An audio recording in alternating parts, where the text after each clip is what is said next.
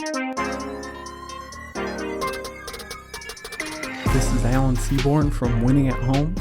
Welcome to In Progress, a podcast about faith, life, and how we grow. And in this episode, I want to talk about something that I'm guessing that you probably are just about as bad at as I am, and that's waiting. You know, waiting is a part of life, but that doesn't mean that we do it well. But we're used to waiting at traffic lights, in lines at the store, or for the tip-off or coin flip of our local team's game. But anytime that we can avoid waiting, we do. You know, we binge watch shows on Netflix if there's a good cliffhanger because we don't want to wait to find out what's next. We get our groceries delivered from our local supermarket. If we can't find it there, we get everything else delivered from Amazon with Prime. And even that feels like, it's going to take 2 days. If you live in a big city, you've got that, I forget what they call it, Amazon Instant or whatever, where you get it within hours. Because waiting is not something that we want to do. It's not something that we value. Our waiting is really only something that we can even tolerate if we know what comes next. So then what happens when we're dealing with real life kind of stuff and we find ourselves waiting, even when we don't want to? When I thought about what that looks like, I thought about the fact that we all know waiting, right? And we find ourselves reaching out to God and asking Him to step in and make things right. And we find ourselves saying, God, make this situation between me and my coworker right. You know they took advantage of me or manipulated me. God, make this situation between me and my wife right. You know that we both said and done things that stretched this relationship to the breaking point. But we don't ultimately want that. Or God, make this situation between me and my child or me and my parent right. We don't want to be estranged. We don't want to cut someone off or be cut off out of somebody's life. Or God, make this financial situation right. Provide the insurance for the treatment, the income to support the family. Help this budget stretch further than it seems like it can stretch. Or God, make the situation with my health right. I'm sick. Somebody I care about is sick. Please heal. Or God, make this situation with grief right. The loss still hurts too much to even put into words. But you see the pain. Bring healing. And realistically, all these prayers, they end the same way. They end with us saying or leaving it unsaid, I've waited long enough. And you know, when I think about waiting, I really can't help myself but think about the Old Testament. Because now that we know that Jesus came as Messiah, as the fulfillment of all of God's promises, that He wasn't going to abandon His people, that He wasn't going to leave them destitute on their own, that He was not going to be punishing forever.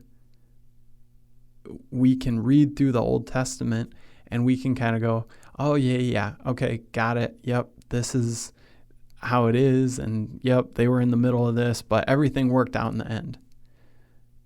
Because we know the fulfillment of all these expectations and of all these decades and centuries of waiting. But I want to stop and think about that for a moment, because for the people whose stories we read in the Old Testament, that even though there was affirmation or reaffirmation of the covenant between God and His people, with God and Abraham, with God and Moses, with God. And then the kings, King Saul and David and Solomon, God continually reaffirms to his people that they're his people and he's their God. And yet, they still found themselves a whole lot of times. If you read through the Old Testament, I really think you walk away feeling like, man, in a lot of ways, this is the story of people waiting. And like I say, we can easily skip over it because we know that ultimately Jesus came. The promise was fulfilled. And God's people, on a scale that they never understood, were reconciled to him and had the opportunity to be his sons and his daughters on a whole nother level because of what Christ would do. And so we can skim through and go, oh, yep, it must have been tough to be in the middle of that stuff for a while, but eventually everything works out.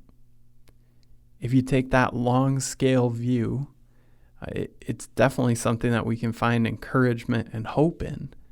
But I think that it does us a disservice because it skips over the waiting.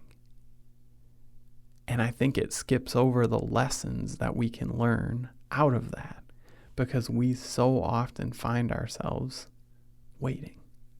So I want to read a little bit of a passage from the book of Lamentations. I'm guessing that that's not a book that you've read all that recently.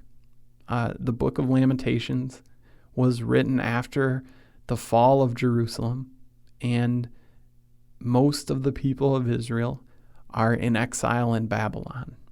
And so Lamentations is a 5-chapter book that is going through and talking about what it feels like to be disconnected, what it feels like to not be in your land anymore, to be cut off from the temple, the place that they had the opportunity to offer sacrifices to and to worship God, what it feels like to be displaced from your home, what it feels like to have lost some of the people that you care about in the battle that led up to this displacement.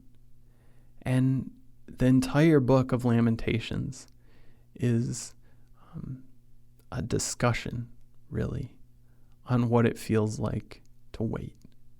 So I just want to read the end of chapter 5. So this is the last the last chapter of the book of Lamentations, and this is how the whole book ends. So I'm going to read the final 10 or so verses. Lamentations 5:14. The elders are gone from the city gate. The young men have stopped their music. Joy is gone from our hearts. Our dancing has turned to mourning. The crown has fallen from our head. Woe to us, for we have sinned. Because of this, our hearts are faint. Because of these things, our eyes grow dim. For Mount Zion, which lies desolate, with jackals prowling over it. You, Lord, reign forever. Your throne endures from generation to generation. Why do you always forget us? Why do you forsake us so long? Restore us to yourself, Lord, that we may return. Renew our days as of old, unless you have utterly rejected us and are angry with us beyond measure. That's the end. That right there is how the book of Lamentations ends. God, please do something, unless you're angry with us beyond measure. Waiting, right? Now, usually the moments where we're waiting and we're trying to figure out the next step, they're not on that scope, that scale of things, right? We face situations of waiting all the time, but a lot of the time what we're doing while we're waiting is we're thinking, man, are we going to get that promotion that we deserve? Is there going to be enough money to pay the bills at the end of the month? If you're in the dating phase, will that guy or that girl text me back? If you're in the young family phase, should we uproot the family and move across the country? Or what school should the kids go to? Or at work, will that big deal close? And if it does, how long until I get my commission? But there's the heavier stuff too. Are we both willing to work to make this relationship last? Will my teen make good choices when I'm not around to guide them? Will my wayward child ever return? Will my cancer come back? Will we ever be able to have a child? Will my relationship with my parents or siblings or kids ever be restored? Like I said, we know waiting. But to be honest, we don't really value it because it's hard and it hurts and it's unknown. And I think future being unpredictable or the present feeling unpredictable puts us in a spot that's so scary that it can almost be paralyzing because we're waiting and we really don't know what's going to happen. I've talked to you in multiple episodes about my health stuff being really what leaves me waiting. And if you've been listening all the episodes along the way, sorry, I'll give just a quick recap, but if you're just jumping in, this is the first episode or you haven't heard me talk about that health stuff, I've been dealing with an undiagnosed health issue for the better part of a decade. I feel dizzy and lightheaded all the time. Focusing on conversation takes lots of extra effort. So does reading, writing, preparing sermons, and being in ministry. Those things are pretty much my complete job description. And I find myself waiting. And there have been a couple things that I've come across that in the midst of this waiting have really helped me. One, if you've listened to the episode about meditation, I shared in there that I have an app that I use sometimes that I like. It's called 10% Happier. There are plenty of other meditation apps that I'm sure are great as well. That's just the one that I use. And in one of the guided meditations on there that I'll use if I'm driving and I'm not going to have, time to just sit quietly throughout the day, or if I'm really worn out and I think if I just sit in total silence, I'm going to fall asleep, I listen to these guided meditations. And one of the lines in there, this guy says, talking about dealing with anxiety, which is often the result, right, when we're waiting. One of the lines that he says in there is, he says, I'm not going to have a fight with reality. And I don't know if that line hits you the same way that it hits me. Maybe not, that's fine. But for me, when I hear that, I'm reminded of how much frustration and how much anxiety and how much just plain uncomfortableness we find ourselves feeling in the midst of waiting. And we start to push back. We start to, like that line says, have a fight with reality. And I love that picture because I think it's, for me, when I'm doing things that are not healthy, that are not helpful, it really helps me to get this visualization of how ridiculous what I'm doing is, right? Having a fight with reality, you're never going to win. Here's the situation. Here's what you're dealing with. like it or not, you can be mad all you want. You can throw a tantrum all you want. You can try to pretend like reality isn't reality, but it's not going to help. It's actually just going to make you more frustrated, more worn out, more run down, more all the stuff that you're trying to avoid, thinking that you can fight against it, resist it. There's also another idea that I've come across that's really connected with me. And I don't know, maybe as I share this, you're going to be like, oh man, that's a little out there. If it is for you, that's fine. But as I've been getting into meditation, I've been looking into more and more of the ideas around it. And if you're reading about meditation much at all, it's not going to take long for you to come across the idea of Zen, right? And if you're like, oh, that's scary, I'm out, it's okay. I'm not like trying to convert anyone to this or anything, but I really believe that when things are true, I think truth is God's truth. And so even if I come across something that's in a different vein of thinking or in kind of a religious setting that doesn't line up with what I believe God wants us to do and how he wants us to live our lives, I think finding truth in the midst of that doesn't mean, wow, this other thing is right. It means, wow, that's a different way to get at God's truth.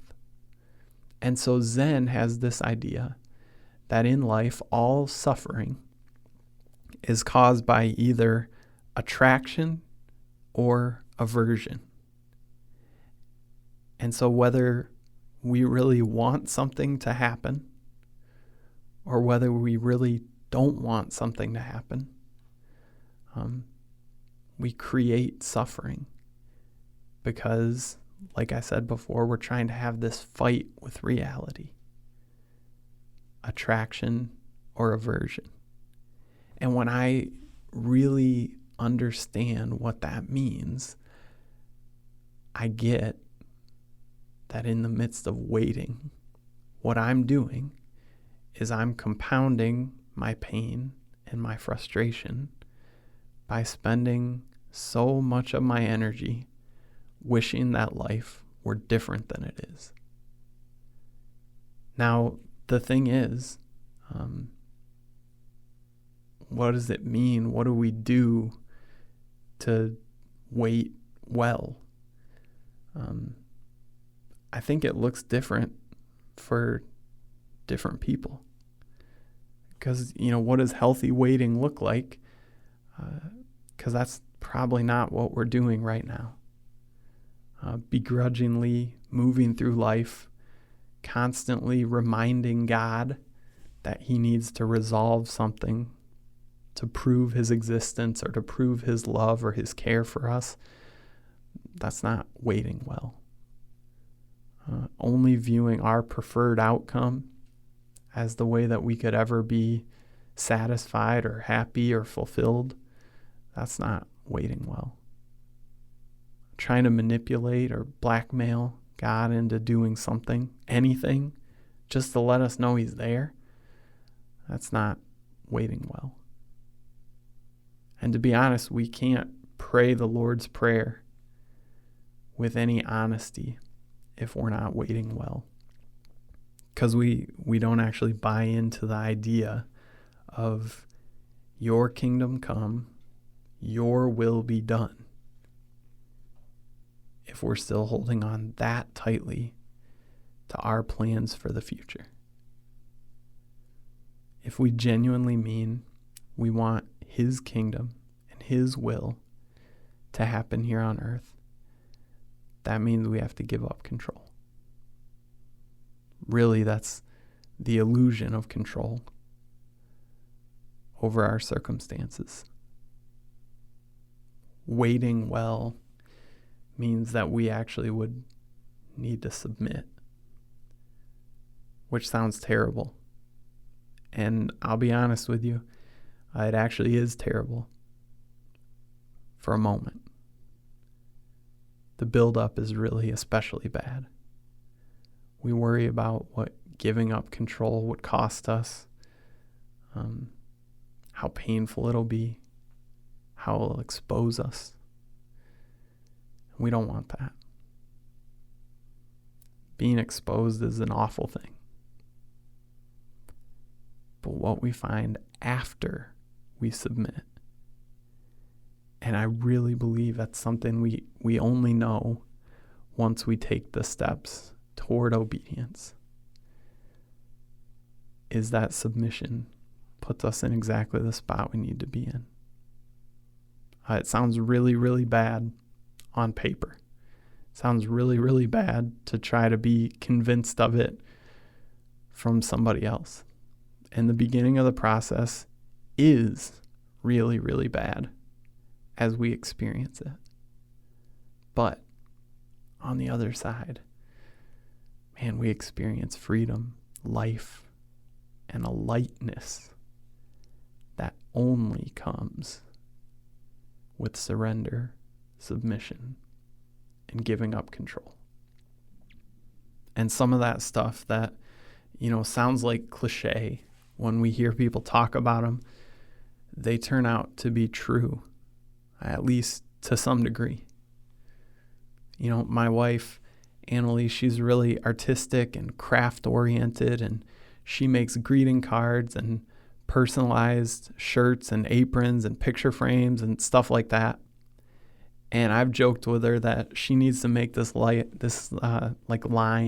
of real life spiritual sayings. So instead of putting on a mug or something, too blessed to be stressed, I told her she should make one that says, too stressed to be blessed, or too disappointed to be anointed, or too hateful to be grateful. Because that's what it feels like some days, isn't it? Maybe more often than some days. I'm sure that idea of flipping those things around isn't original to me, but I think it's funny. Even as I joke around about stuff like that, I'm thinking about how actually living that way, that's not waiting well. If we let anger, frustration, disappointment, disillusionment turn into bitterness, we're obviously not waiting well.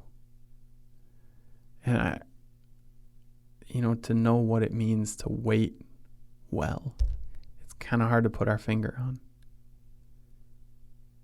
Because each of us are different. Each situation we're in is different. So there's no prescription that I've got for advice that's, hey, this is going to work for every action, reaction, word, thought goes along with waiting. Instead, waiting is kind of judged by taking a look at our own inner experience. I know that might sound a little bit out there, but God works powerfully in our inner world.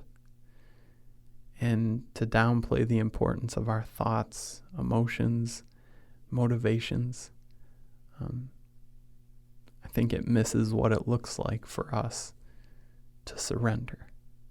Because that's what waiting well looks like, is taking this stuff that we thought we were totally in control of, or we at least thought we had some measure of control over, and instead of gripping onto it so tight and thinking, man, I'm going to do this, I'm going to make sure that things work out the way I want them to, instead of doing that,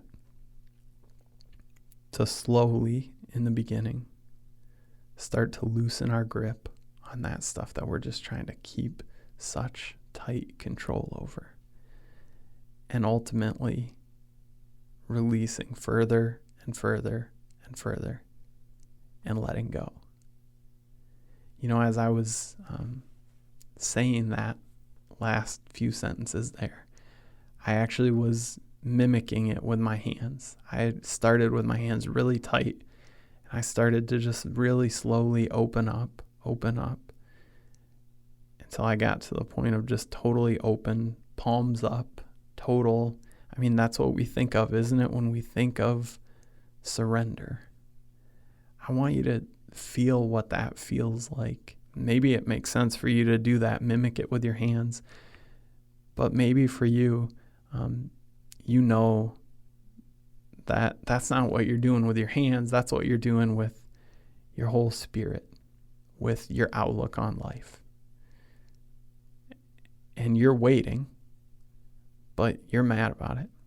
You're waiting, but it's only because you haven't figured out how to grab back control. You're still living in that world of having a fight with reality. And I can tell you that what you're doing, it totally makes sense. But it's not going to help you. It's going to be totally counterproductive, even though it feels like the entirely most rational thing that you can do in the moment. Grabbing that control back, or thinking that you have control in the first place, it's not going to bring hope and help and healing in the midst of waiting. What I've found is that the only way to find that stuff is through surrender, is through letting go. And unfortunately, that's not a one-time thing. That's not a, oh, cool, I did it today and now I'm good for the rest of my life. We try to grab back control, and we try to re-engage reality with that fight again and again. I do.